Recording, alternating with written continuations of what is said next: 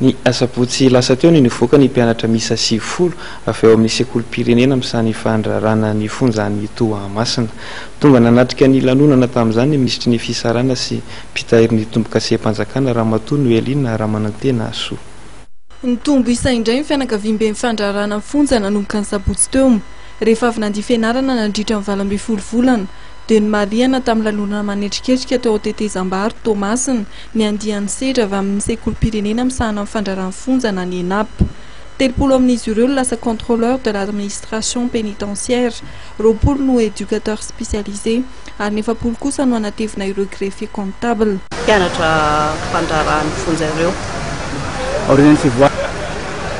Ny fandrarana moa zany nataontsika hoe établissement pénitentiaire eto zao be dia be ny Tsiampolina ary na ny eto Tetezambary teo nangataka ny directeur hoe mba asiana olona koa fa Tsiampolina mpandraraha eo dia rehefa mivoaka zany zareo reo dia aparitaka manerana ny nosy fa mbola tsy ampy arana dia eo ary izany hoe misy amanjatony izy ireo mivoaka dia mbola tsy ampy fa mbola ampiana hatrany hatrany atevelina hatrany hatrany zany.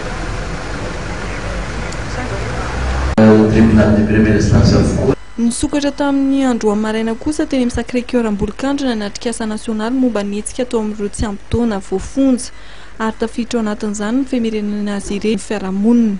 Nisahana bebe koa ireo tompon'andraikitra avy amin'ny fandrarana fonja tamin'ny teatrikasa ity, aharitra 5 andro ary arahana amin'ireo fiarahamonim-pirenena sy ireo mpiara-miombonantoka Madagasikara toa an'i La Frantsa sy ny vondrona Eoropeanina.